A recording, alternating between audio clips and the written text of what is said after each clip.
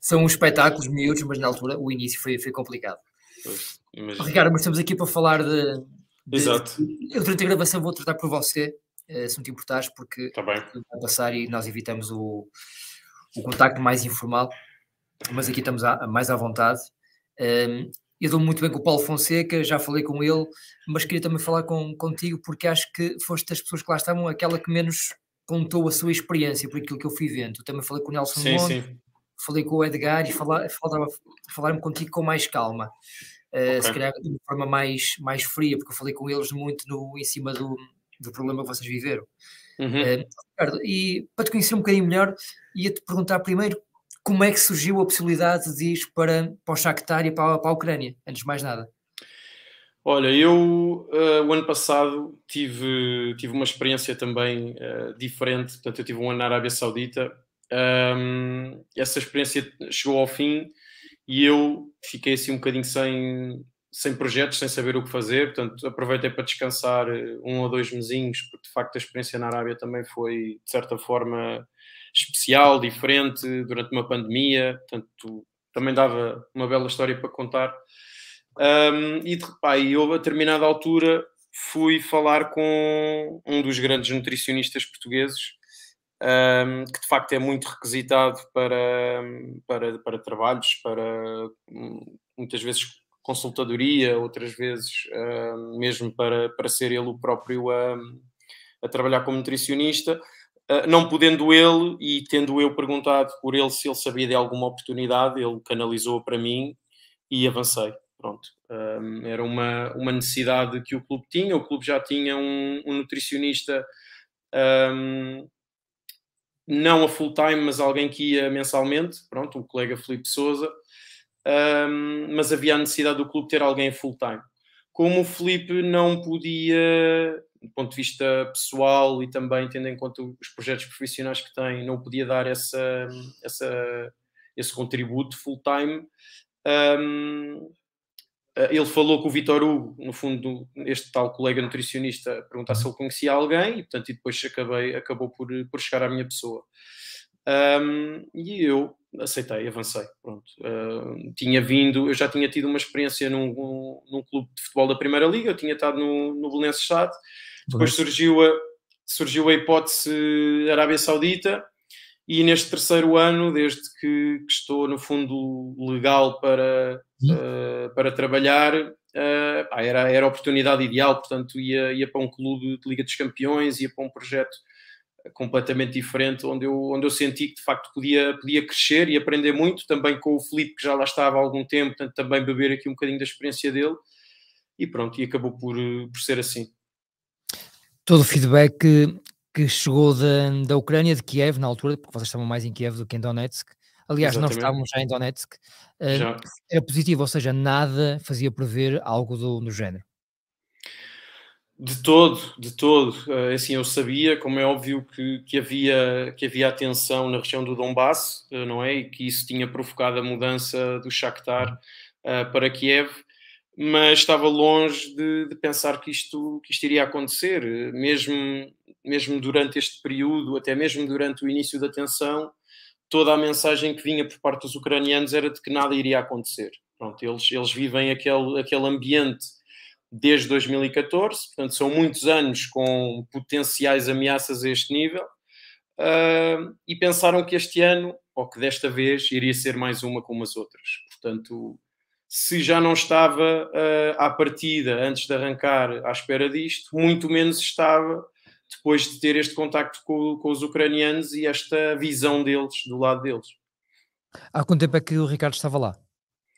Portanto, eu comecei final de setembro e início de outubro, pronto, até agora. Antes do início do conflito, que balanço é que faz da sua experiência no Shakhtar, com os ucranianos, com a Ucrânia, positiva? Sim, bastante positiva, hum, por diversas razões, não só na minha abordagem perante os atletas. Portanto, foi sempre uma aprendizagem contactar com atletas de maior renome internacional. Há sempre ali um ligeiro, menos, portanto, eu estava menos à vontade à partida, precisamente porque iria começar a trabalhar com atletas de outro calibre, mas senti que fui bastante bem recebido, que a mensagem foi passando de forma tranquila também. Lidar com... Portanto, o grupo tem essencialmente brasileiros e ucranianos, que são dois tipos de profissionais e de pessoas diferentes, mas acabei por me adaptar de forma fácil e, portanto, em termos de balanço global, eu diria que correu muito bem. E depois, ao mesmo tempo, também a nível de experiência, fantástico, porque tive a possibilidade de trabalhar num clube que joga a Liga dos Campeões. Eu posso partilhar que uma das coisas que nós conseguimos trazer com esta minha vinda a full-time foi a presença do nutricionista ao nível do campo, que é uma coisa que não é muito comum nos vários clubes que têm um nutricionista a full-time. E o meu primeiro jogo no campo foi precisamente contra o Real Madrid para a Liga dos Campeões. Portanto, acabou por ter um impacto brutal em mim, uma experiência que eu nunca irei esquecer. Estar ali a 5 metros de um Benzema, de um Modric, já para não falar de todos os excelentes jogadores que o Shakhtar já tinha. Portanto, tem sido de facto uma experiência fantástica. Ricardo, além de si, quem eram os portugueses que estavam atualmente no Shakhtar? Ou seja, atualmente, portanto, ao dia de hoje, estava o Edgar Cardoso, portanto, o diretor da academia, e o Filipe Sousa, o tal colega que iria, portanto, mais numa perspectiva de coordenação do serviço de nutrição. Mas quando eu entrei, ainda havia o José Boto, que também trabalhava connosco. Muito bem, muito bem. Ricardo, saltando um bocadinho para aquilo que nos traz esta conversa, qual foi o primeiro momento em que o Ricardo começou a sentir que de facto algo de muito mal estava prestes a acontecer? Houve algum pré-aviso ou foi logo no dia do primeiro bombardeamento?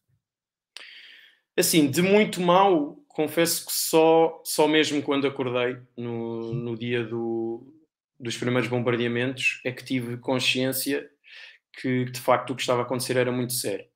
Mas no dia anterior já havia alguns zunzuns, portanto, algum ruído à volta da situação, mas jamais pensei que pudesse atingir o nível e o patamar que atingiu em termos de gravidade. No dia anterior já se falava na possibilidade de se cancelar e de separar as competições desportivas, e foi inclusive no seguimento desta informação que me chegou que eu comecei a fazer a mala. Portanto, eu no dia dos bombardeamentos, quando acordei, eu já tinha a mala feita, mas de facto acordei-se completamente surpreendido com as sirenes da cidade a tocar, com os alarmes a tocar, e ao mesmo tempo com uma chamada do meu irmão, que ele é jornalista na CNN e está a fazer a cobertura do lado de Moscovo, portanto, do lado russo, aliás, em Moscovo. E pronto, e foi basicamente isto. Portanto, foi acordar com as sirenes, ao mesmo tempo, de repente olho para o lado, tenho um telefone a vibrar, e é ele a dizer-me: olha, Ricardo, a guerra começou, faz o que te mandarem, procura sair daí o mais rápido possível, mas com calma, tranquilo, vai tudo correr bem. E pronto, e foi isto. O Ricardo vivia em que zona de Kiev? Eu vivia a cerca de 15, 20 minutos do centro, de metro. Portanto, não era muito longe, mas também não era assim tão perto. Portanto, nesse aspecto... e depois outra coisa importante relativamente à localização. Era situada a oeste da cidade, portanto, fora ou longe, mais longe, talvez, um dos pontos mais longe de onde aconteceram os bombardeamentos e de onde estavam a vir as tropas. Ricardo, vamos situar-nos cronologicamente. Isso, portanto, é na quarta-feira, não é? Quarta-feira passada, há uma semana, precisamente. Não, de quarta para quinta. Quarta para quinta, Quarta exatamente. para Madrugada de quinta. Quinta-feira. Exatamente, madrugada de quinta-feira. Portanto, eu na quarta-feira à noite foi quando comecei o tal ruído à volta da situação, mas dormi perfeitamente bem, portanto, nem sequer senti qualquer tipo de ansiedade relativamente à situação, e acordei na quinta-feira de manhã, por volta das 7 da manhã, pronto, com esta notícia e com os alarmes da cidade. Ricardo, imagino que para um ser humano comum, como nós os dois, estar de repente tão perto de um conflito bélico como esse estava a iniciar, tinha sido uma sensação nova para si. Como é que reagiu a tudo? Ou seja, a primeira coisa que fez foi: tenho que sair daqui, tenho que ficar aqui, tenho que falar aos meus colegas do Shakhtar. O que é que fez o Ricardo? Sim, é de certa forma curiosa a minha reação, porque eu confesso que nunca me senti de certa forma alterado ou com uma má reação, portanto, sem pânico, sem reações não pensadas. Portanto, eu acho que, tendo em conta a gravidade da situação, acho que consegui manter a calma logo desde o início, e porque eu interiorizei também para mim, isto já desde o início da tensão, não é? Em termos de preocupação face àquilo que me rodeava, porque eu não tendo família, eu comparava-me muito com as outras pessoas que estavam a viver o mesmo que eu não tendo família, não tendo filhos ali com que me preocupar, eu de certa forma tirava um grande peso de cima de mim. Portanto, a única preocupação era comigo mesmo e eventualmente com quem estivesse a sofrer pela minha presença, portanto, os meus familiares que estavam a sofrer com a minha presença ali. Mas de resto, portanto, de mim, receio por mim nunca tive, confesso.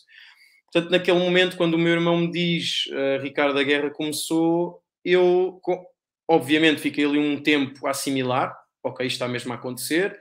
Tive ali uns minutos à janela a observar as pessoas a fugir, a entrar nos carros, a ouvir também as sirenes. Fiz inclusive um pequeno vídeo para, no fundo, eventualmente recordar o momento, se é que alguma vez vou ter interesse nisso, mas fiz inclusive um pequeno vídeo. E depois foi, no fundo, ali o modo, não diria modo de sobrevivência, mas um modo alerta acionado, onde pensei, ok, tens de sair daqui, vou procurar falar com alguém do clube, tentar perceber o que é que acontece daqui para a frente, se eles têm algum tipo de plano, pegar numa mochila e sair daqui o mais rápido possível. Pronto, portanto, enviei uma mensagem a um colega. Ele explicou-me que as pessoas estavam todas a dirigir para o hotel do clube. Eu peguei numa mochila e aí arranquei. O hotel do clube fica mesmo no centro de Kiev, mais afastado, para percebermos mais ou menos o que é. Sim, é mais próximo do centro. É mais próximo do centro. Eu diria 1 quilómetro do centro, se tanto. Pronto, inclusive é uma reta que vem do nosso hotel e que vai dar à principal avenida de Kiev, do centro de Kiev. Portanto, não era assim tão longe da Praça da Independência, pronto, onde é considerado, diria, o centro histórico de Kiev. Portanto, de certa forma, eu também estava, quer dizer, eu estou a vir de casa para um sítio teoricamente mais seguro, mas estou-me a aproximar do centro. Mas Exatamente. Pronto, foi assim que fizemos. Ricardo, e ao chegar ao hotel, com que cenário é que se deparou? Olha, curiosamente, quando cheguei ao hotel, não senti propriamente nenhuma atmosfera por aí além, ou seja, as pessoas pareciam calmas, tranquilas, expectantes também, porque obviamente o pensamento de toda a gente era: o clube vai tratar de nós, o clube vai resolver a nossa situação. Portanto, desde o início que senti, pronto, muito isto, as pessoas a falar tranquilamente, umas com as outras, tentar perceber o que é que tinham ouvido, se tinham acordado durante a madrugada, portanto, no fundo, a falar ali muito das primeiras vivências relativamente aos bombardeamentos, e depois foi, em conjunto, tentarmos perceber junto do clube que alternativa é que havia e como é que iríamos sair dali. E pronto, foi por aqui. Eles tinham respostas para vos dar ou estavam tão desnorteados como qualquer pessoa estaria naquele momento? Eu acredito que eles estivessem tão desnorteados quanto nós, porque como partilhei há pouco, os ucranianos, eu acho que isto era impensável que isto acontecesse. Portanto, eu não quero ser injusto com ninguém, mas a determinada altura dava a sensação que, quando nos respondiam à nossa preocupação, quase por vezes em jeito de gozo, porque como já viviam aquilo há tanto tempo, já era tão normal que ver alguém mais amedrontado e mais receoso face ao que se ia ouvindo, parecia que, pá, pronto, enfim, que éramos mais receosos, pronto, mais, não queria usar aqui um termo feio, mas pessoas mais medricas. Percebo. E enfim, portanto, o clube não tinha, eu acho que em virtude desta postura, e não tinha um plano para nós. Foi algo que fomos falando para as pessoas terem aqui um bocadinho mais de noção na questão temporal. Isto foi falado em possíveis alternativas, pelo menos enquanto eu estava presente durante a manhã toda, inclusive ali a hora do almoço e um bocadinho depois, e de facto não havia, conseguimos perceber, não é? E começou a gerar algum desconforto e alguma ansiedade junto do grupo, que não havia efetivamente nenhum plano e que só ali estavam a trabalhar no plano.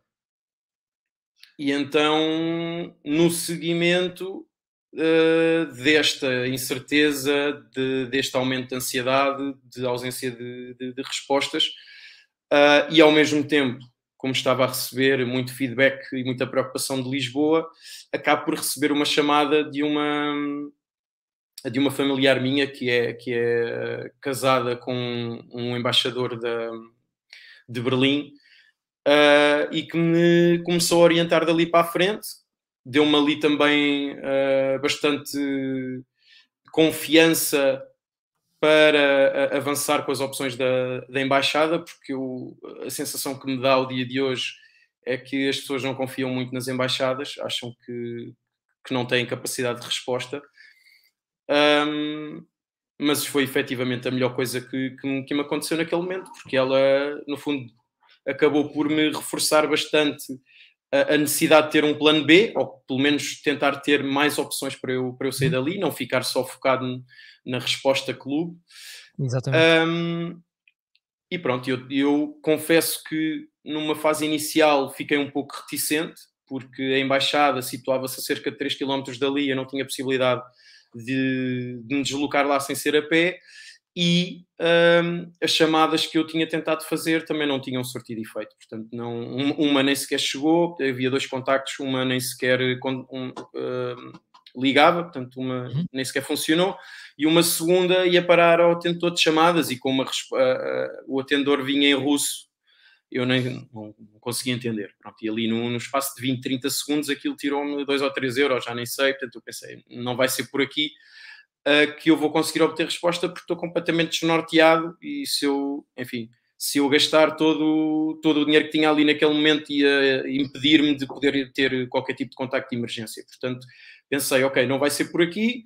Esperei que ela me contactasse outra vez. Ela disse, pá, Ricardo, tens de ir à embaixada até ao anoitecer,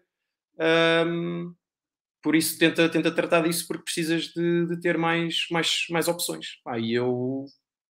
Ok, portanto, ela quando me liga nesta segunda vez já tinha entrado em contacto com o embaixador e já tinha partilhado o meu nome, portanto, e a minha necessidade de apoio naquele momento. E aí o embaixador também disse, o Ricardo, que se desloque. Eu não sei se ainda está lá alguém, porque nós já iniciámos o processo de evacuação, mas ele que se desloque para tentar obter informações lá diretamente. Aí pronto, eu... confesso que numa fase inicial, tanto como já partilhei, não estava muito para ali virado, porque o contexto onde nós estávamos era bastante enganador do ponto de vista da segurança, ou seja, nós estávamos num hotel do clube, com pessoas do clube, administradores, staff, jogadores, equipa técnica, portanto tínhamos lá o grupo todo, pessoas teoricamente importantes. Nós acreditamos à partida que vão ter um tratamento especial, ou de facto vão ser feitos todos os esforços para retirar dali as pessoas em segurança, ao mesmo tempo que o hotel tinha uma estrutura antissísmica, portanto, se houvesse ali um bombardeamento ao pé, nós também estávamos salvos, e isto dava-nos uma falsa sensação de segurança. Portanto, era no fundo ir atrás do desconhecido e deixar a zona de conforto para trás. Mas enfim, deu-me lá não sei explicar o quê, mas em função de todas estas conversas, todo o ambiente que se estava a criar, eu disse, ok, eu vou. Ainda falei com o Edgar, mas o Edgar disse, pá, Ricardo, eu fico, mas estamos em contacto. E eu, ok, está bem, eu vou sozinho, vou a pé, e pronto, e foi a melhor coisa que eu fiz. Portanto, o Ricardo foi a pé do hotel para a Embaixada, aqueles 3 quilómetros, Fui, já numa hora adiantada do dia. exatamente, eram cerca de 4 da tarde, 4 da perto das tarde. 4 da tarde, 3 da tarde, não consigo precisar, sei que foi depois do almoço, já a entrar ali a poucas horas do anoitecer, e portanto eu sabia que tinha a fazê-lo, tinha de tomar a decisão rápido, e foi isso, portanto foram 3 quilómetros, cerca de 30 minutos a pé, com as sirenes a tocar, 100 pessoas na rua e pronto, sozinho, portanto a fazê-lo sozinho. Cada passo que Ninguém dava, incomodou o Ricardo, ninguém incomodou, sentiu-se seguro fisicamente? assim, seguro, confesso que não me senti. Eu, de toda esta jornada, foi o momento em que abanei um bocadinho mais, ou seja, foi o momento Uhum. mais assustador de todo este, desde o início dos bombardeamentos até que cheguei a casa. Pronto, foi sem sombra de dúvidas, porque estava a deixar o tal Porto Seguro para trás, estava em direção a portanto, ia num caminho que podia não ter resposta, portanto, numa direção que podia não me dar qualquer tipo de respostas, e o receio era se no caminho, eventualmente o clube, no fundo, desbloqueava ali a situação e os tiravam todos dali. Portanto, eu tentei garantir que desde o início me avisavam se houvesse algum tipo de plano. Portanto, eu falei com o Edgar e disse: olha, se acontecer alguma coisa, pá, avisa-me que eu volto para trás.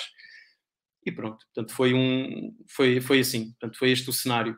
Sozinho, sem ninguém na rua, a pensar se estava a tomar a decisão certa ao ir em direção à embaixada, e com as sirenes que avisam de possível bombardeamento a tocar, pronto, em direção É à embaixada. impressionante. É importante, Ricardo. Ricardo, quando chegou à embaixada, teve sucesso logo? Foi acolhido? Conseguiu ser protegido por quem de direito? Foi o melhor que eu podia ter feito, como disse há pouco. Eu cheguei, e, aliás, não só o melhor que eu podia ter feito, como no melhor timing possível. Portanto, eu cheguei lá e eles disseram-me de imediato: Ricardo, nós vamos sair agora. Portanto, se tu quiseres vir, vem agora. E eu disse: epá, mas eu não tenho as minhas coisas, eu sou do Shakhtar, fiz ali o contexto muito rápido. Eu sou do Shakhtar, tenho as minhas coisas no hotel, estamos todos no hotel, estão lá mais portugueses, como é que podemos fazer? E ele disse: Ricardo, não temos tempo, nós vamos sair já, tenta ver se os teus colegas conseguem chegar aqui em 10 minutos. Pá, eu, entretanto, liguei ao Edgar, e o Edgar, ok, eu vou ver, vou falar, deixa-me organizar e perceber se efetivamente vou por essa via. Porque, de facto, numa fase inicial havia muito este receio se era por ali o caminho certo, não é? Claro, claro que sim, claro que sim, claro que Como, sim. como partilhei, o porto seguro do hotel e do clube estava a toldar algumas pessoas de tomarem as melhores decisões. Felizmente que acabou por correr bem com toda a gente, mas podia não ter corrido. Pronto, podia não ter corrido. Pronto, depois o Edgar lá se decidiu, portanto, também tomou a decisão muito rapidamente, disse: ok, Ricardo, mas eu não consigo ir aí ter em 10 minutos a pé. Partilhei isto com a embaixada, eles disseram: ok, então diz ao teu colega para se preparar, para trazer as coisas todas, inclusive a tua mochila, e nós passamos lá. Ou seja, até aqui a embaixada Fantástico, demonstrou uma capacidade fantástico, brutal fantástico.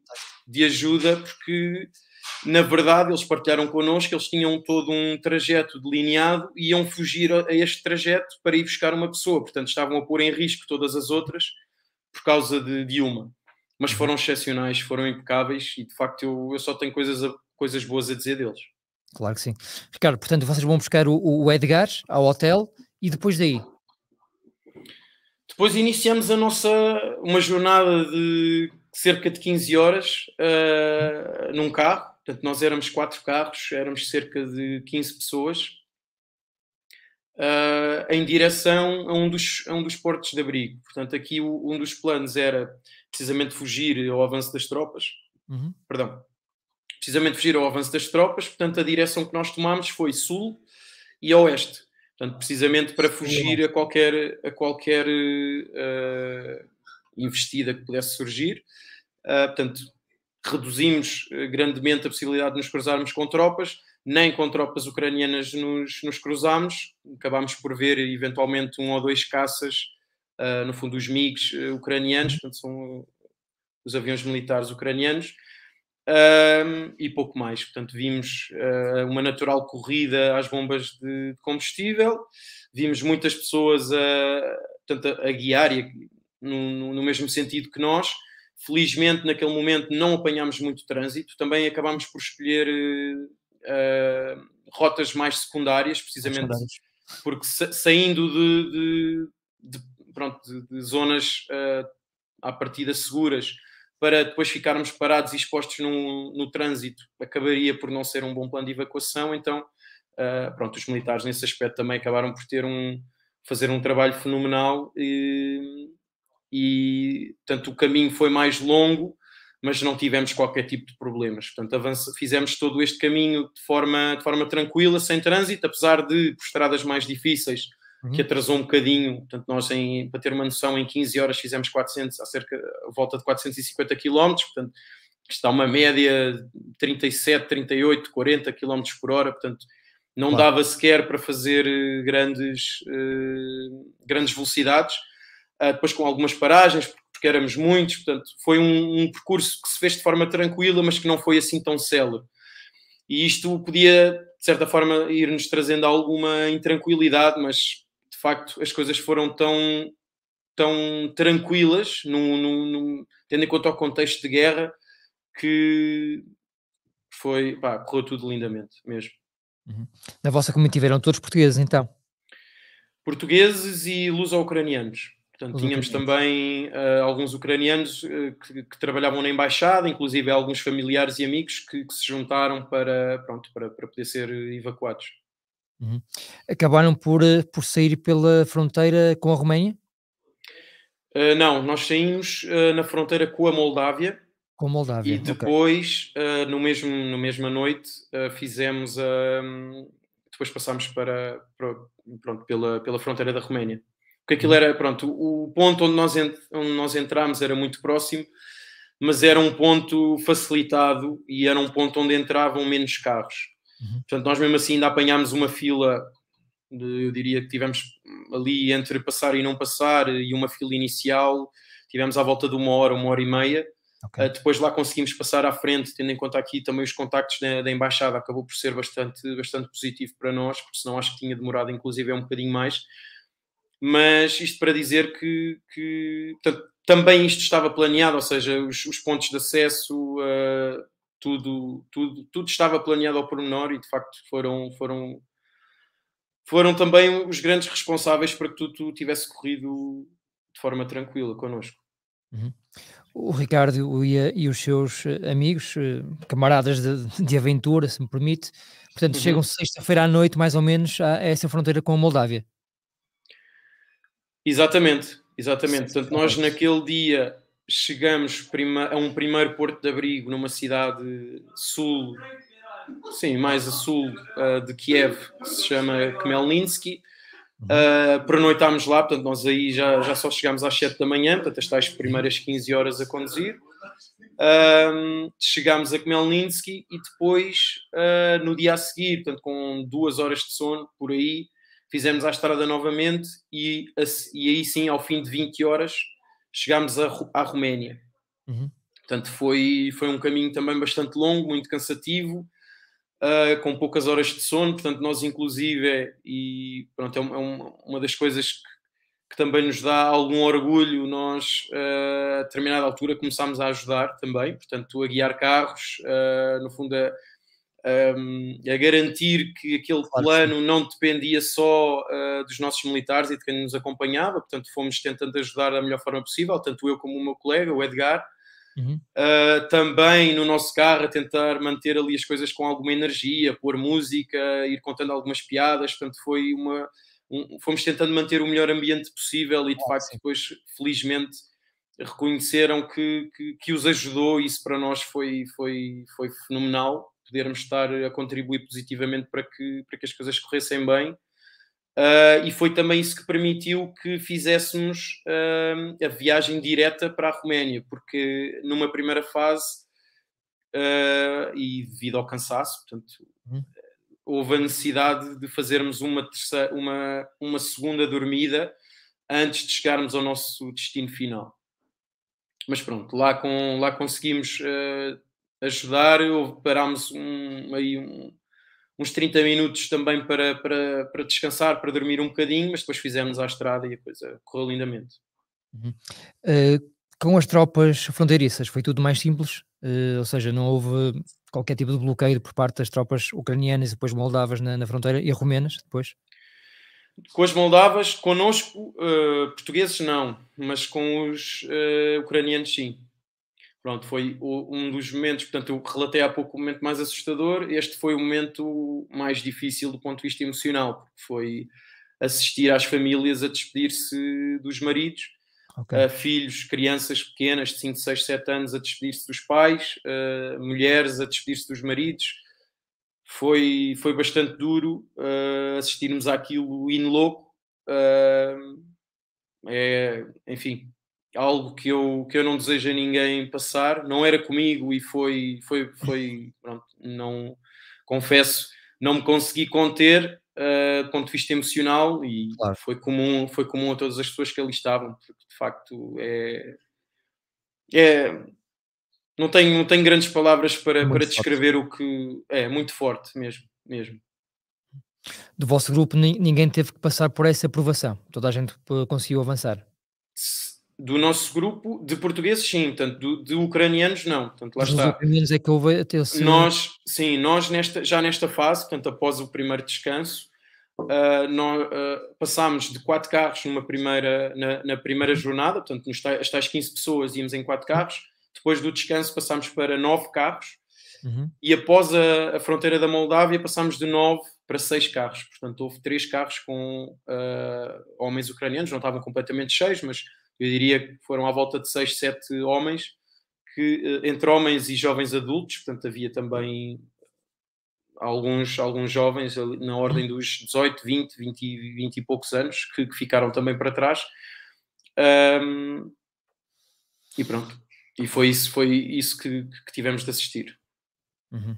De facto, é impressionante colocar-me na vossa posição. Ricardo, depois o voo para Portugal, quando é que conseguiram voltar para a nossa querida pátria, digamos assim? Sim. Pronto, isto depois de chegarmos à Roménia, não nos deram propriamente hora para estarmos prontos no dia a seguir. Nós ficámos ali à espera de alguma notícia relativamente ao nosso regresso, porque as pessoas, de facto, foi um alívio passar a fronteira da Moldávia, mas depois também já só víamos a hora do regresso a casa. Claro que sim. Portanto, aquilo já tinha sido duro o suficiente, já só víamos a hora de regressar mesmo a casa. Já é sábado isso, Ricardo, não é? Já no sábado. Isto já foi sábado, sim. Portanto, já no Uhum. sábado acordámos sem hora, fomos todos comer e, entretanto, percebemos que ainda estava a ser planeado o regresso. Estávamos também à espera de mais portugueses, portanto, houve ali um compasso de espera entre meio-dia, um dia completo, diria. Não consigo precisar agora, mas era necessário a aprovação por parte, eventualmente, do governo, da companhia aérea, que nos viesse buscar, portanto, encontrar ali um acordo, também de acordo com as pessoas que eram necessárias trazer. E depois também essa resposta dos restantes portugueses que de facto necessitavam de ajuda, se iriam conseguir chegar a tempo deste regresso ou não. Isto depois já não passou tanto por nós. Claro, Algumas sim. das coisas que eu estou a dizer é um bocadinho da percepção com que eu fiquei, mas pronto, esperámos cerca de 24 horas até termos a confirmação que o voo seria feito já na segunda-feira, portanto 2 dias depois da nossa chegada, com direção a Lisboa. Nesse período ficaram num hotel, tiveram comida, tiveram tudo aquilo que precisavam para estarem bem? Sim. Nesse aspecto nunca nos faltou nada. Obviamente, durante as viagens de carro até passarmos as fronteiras, foi um bocadinho mais complicado fazermos refeições. Portanto, íamos comendo e bebendo de acordo com o que tínhamos trazido de casa. Confesso que não veio ninguém propriamente preparado para grandes banquetes. Portanto, acabámos por não consumir nada de especial naquelas primeiras 48 horas. À chegada à Roménia já foi diferente, portanto já tínhamos os nossos quartos, portanto não nos faltou nada nesse aspecto, inclusive as refeições. Portanto, desde ali, desde a passagem da fronteira, nunca nos faltou mais nada. Que idade tem, Ricardo? 30 anos. 30 anos. Obviamente que é o momento mais difícil da sua vida, imagino eu. Hum, Daqui a uns anos, quando olhar para trás, o que é que vai contar aos seus familiares, aos seus amigos? Eh, Conseguirá traduzir por palavras aquilo que viveu? É assim, nunca vou olhar para trás como sendo uma boa experiência. Agora eu procuro sempre retirar algo disto, não é? Que seja uma aprendizagem de alguma forma, apesar de um contexto de guerra, quer dizer, o que é que eu posso aprender com isto? Mas honestamente, desde que isto não me traga qualquer tipo de problema a mim, ou seja, do ponto do foro emocional, do foro psicológico, desde que isto não me deixe marcas, eu confesso que não terei grande problema em reviver, porque efetivamente não senti grande. Como é que eu ia dizer? Portanto, não foi, tirando aquele momento até a embaixada, não foi uma experiência assim tão assustadora quanto isso. Pronto, como é óbvio, eu não gostava de a voltar a passar, mas efetivamente nunca me senti verdadeiramente em perigo, nunca senti que podia efetivamente perder a vida Claro. num processo, portanto, nunca me senti ameaçado a esse ponto. Também por causa da forma como as coisas foram feitas, portanto, o tal processo de evacuação fenomenal que tivemos. Mas pronto, espero poder contar de forma tranquila mais uma vivência na minha vida com os meus amigos e aos meus familiares, espero aos meus filhos também, aos meus netos, portanto, estar cá para poder partilhar esta página não tão positiva na minha vida, mas que também não é assim tão negra quanto isso, dadas as circunstâncias. Até porque o Ricardo não viu à sua frente combate, não viu Sim, militares, não viu nada objetivamente físico à sua frente, não é? Sangue, digamos assim. exatamente. Portanto, isso não chegou a acontecer. Tivemos eventualmente já no segundo dia a caminho da fronteira da Moldávia um momento que acabámos por nem perceber muito bem o que foi, mas numa carrinha de militares começou a haver militares a apontar armas, não percebemos ao quê, nem a quem, nem o que é que tinha disputado aquele momento, mas efetivamente o trânsito começou todo a fugir, portanto quem vinha de um lado ou do outro começou todo a fugir, tendo em conta aquilo que estávamos a assistir, e os nossos militares procuraram em retirar-nos daquela situação o mais rápido possível, portanto acabou por ser bastante pacífico, e até hoje nem eu nem eles conseguimos perceber efetivamente o que estava a acontecer, porque ali a prioridade era retirar toda a gente da zona de perigo. Estamos mesmo a acabar, Ricardo, só lhe ia pedir mais 2, 3 coisas. A primeira, tem tido novidades dos seus colegas e amigos ucranianos? Sim, felizmente sim. Pronto, foi uma coisa que nós, tanto eu como o Edgar, fomos procurando fazer logo desde o início, não só com os nossos colegas ucranianos, mas também com quem ficou para trás na altura, com os portugueses, com os italianos, com os brasileiros. Portanto, fomos estando sempre muito em cima do acontecimento deles para tentar ajudar da melhor forma. Posso também partilhar aqui, é uma das coisas das quais também me orgulho de ser português, foi o facto de a nossa embaixada se ter mostrado disponível para ajudar todas estas nacionalidades. Portanto, desde o início até mesmo no momento em que eu lá cheguei, eles ofereceram-se para trazer mais pessoas, havia espaço e havia disponibilidade para isso. E portanto, pronto, só não aconteceu por opção das pessoas, mas de facto isso é verídico, e acho que nos deve orgulhar a todos, não só o sucesso deste plano, como também a disponibilidade demonstrada.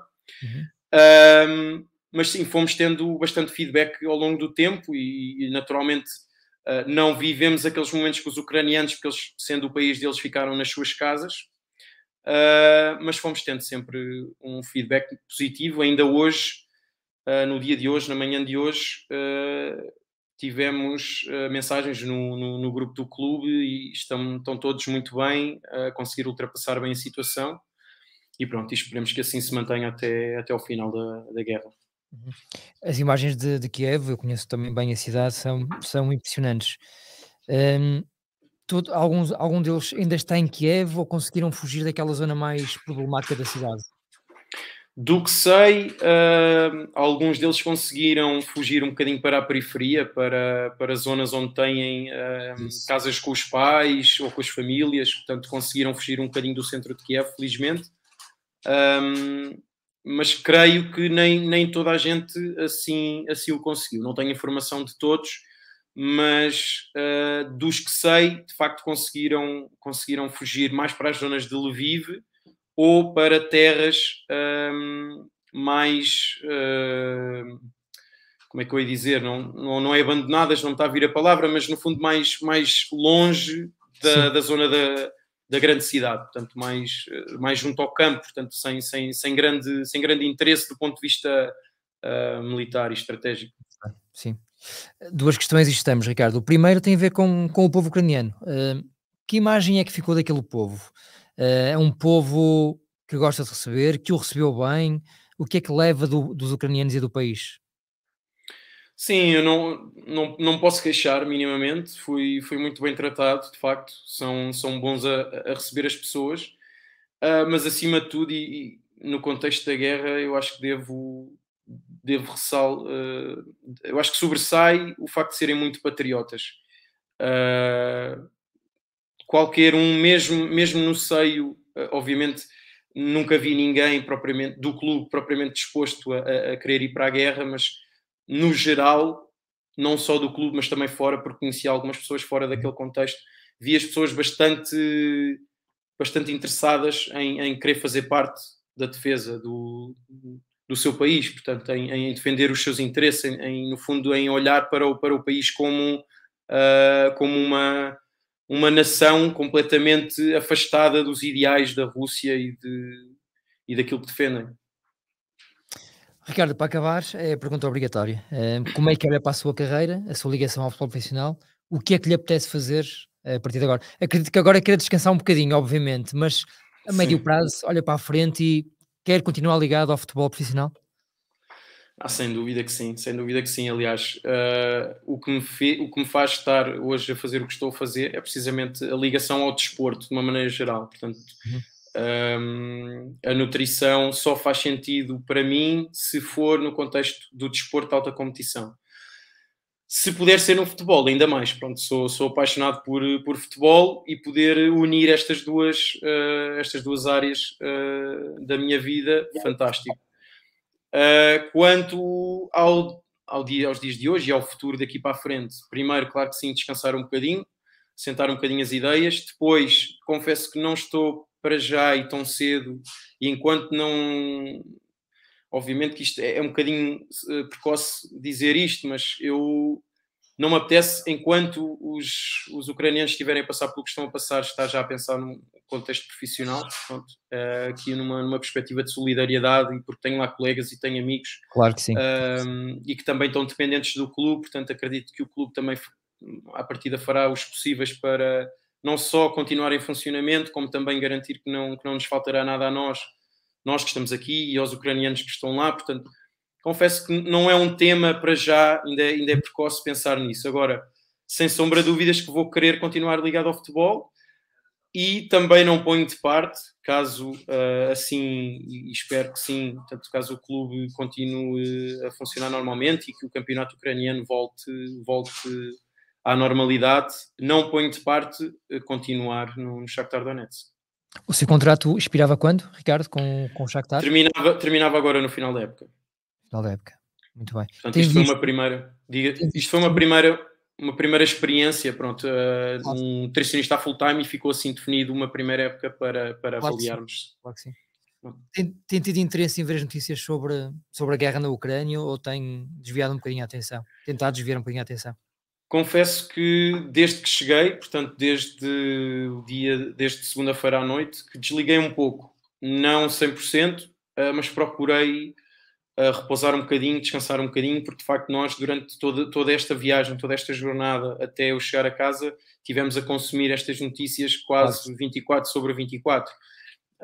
Não só durante o momento em que lá estávamos, porque ainda lá estávamos, portanto, e podia-nos afetar a nós a qualquer momento, e depois, no momento logo a seguir, porque de facto tínhamos, e continuamos a ter, mas agora como já estou com a família acaba por ser um bocadinho diferente, mas tínhamos pessoas que ainda estavam em perigo e, portanto, acho que qualquer ser humano que não fica indiferente a estas situações consegue simplesmente desligar e, pá, eu tendo amigos e colegas do lado de lá não consigo desligar a 100%.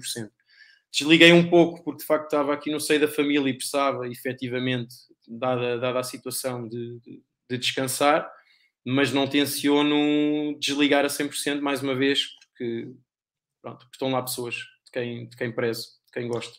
E o seu irmão continua em Moscovo? E o meu irmão continua em Moscovo. Pronto, isto agora é a família. Poxa, é isso. Numa primeira altura, a preocupar-se com os dois, não é? Não tanto com ele, mais comigo, e agora continua a preocupação com a situação dele, não é? Apesar de um patamar um bocadinho diferente, pelo menos para já, esperemos que não escale também para aqueles lados, mas para ele sair de lá também não vai ser propriamente um processo simples. Espero que não o faça em clima de guerra, pelo menos. Claro, sim. Ricardo, muito obrigado. Adorei. Infelizmente os motivos não são bons, mas o Ricardo é um excelente comunicador, o Vasco também. Eu trabalhei na CNN até dezembro, na CNN Portugal. Ok. E no Mais Futebol saí no início do ano, curiosamente, portanto conheço de vista o seu irmão. Espero que ele continue bem, de facto, porque isto parece impossível, no fundo, não é? Nós vemos estas Sim, sem notícias dúvida. eu estive em 2012 na Ucrânia a acompanhar o Campeonato da Europa na altura. Estive em Ok. Kharkiv, Lviv, Donetsk e Kiev, foram as 4 cidades que eu conheci. Estive naquela Praça da Liberdade em Kharkiv, não sei se foi lá alguma vez ou não. Não, a Kharkiv não chegámos a ir, era precisamente a próxima deslocação. Nós íamos a Kharkiv. O Metalist, não é? Ou Metalurg. Exatamente, jogar com o Metalist. Metalist Kharkiv, exato. Felizmente assim não aconteceu, porque eu acho que havia o perigo de nós estarmos a jogar ou a estagiar lá Exatamente. antes do jogo e os bombardeamentos acontecerem. Portanto, Exatamente. graças a Deus que não, enfim, que não foi tão grave quanto isso. A Donetsk nunca foi. Nunca cheguei a conhecer Donetsk, com muita pena minha. De facto, os ucranianos falam lindamente, não só da cidade, como das instalações do clube, do estádio, Foi a cidade que eu mais gostei das 4. do ambiente. De facto, dizem que o Shakhtar perde muita essência com esta mudança para Kiev. Claro. Eu posso lhe dizer que nós chegámos a ter jogos do campeonato com 1000 pessoas a assistir. Portanto, impressionante. Num clube com dezenas de milhares de seguidores, de fãs, e que enchiam o estádio do Donbass sempre. Portanto, estamos a falar de um jogo do campeonato da Liga dos Campeões. Acho que o estádio estava sempre cheio, com uma atmosfera brutal. E agora é o que se vê. Portanto, de facto, fico com muita pena.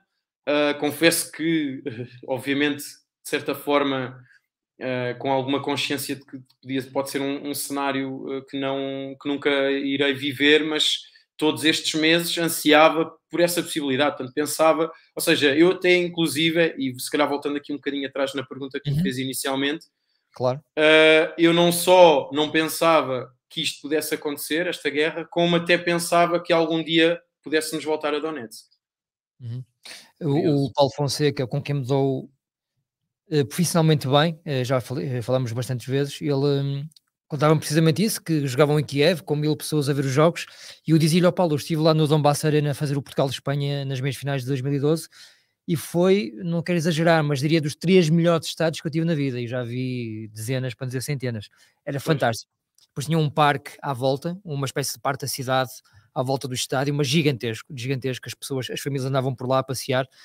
Imaginar tudo isso destruído, não sei se está destruído ou não, mas pelo menos está desocupado, é triste, é muito, muito, muito triste. Não, sem dúvida. Eu acho que está parcialmente destruído. Acho que na altura... Parcialmente destruído, pois. Acabou por ficar parcialmente destruído. Mas enfim, é o que é. Um brutal investimento e dá pena.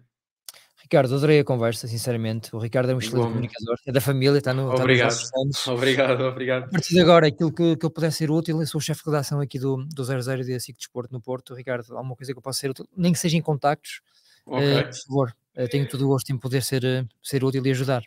Muito obrigado mesmo, muito obrigado, não só pela conversa fantástica mesmo, e por toda a disponibilidade mesmo. Ricardo, um abraço muito grande, agradecido. cumprimentos à sua família e espero que o seu irmão volte em breve para os vossos braços, que não deve ser fácil para ele também. Não, Sabe, também, é verdade, é verdade.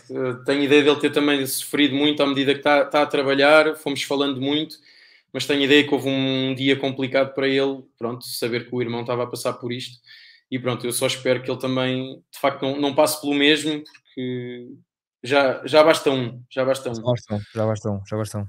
Ricardo, um forte abraço.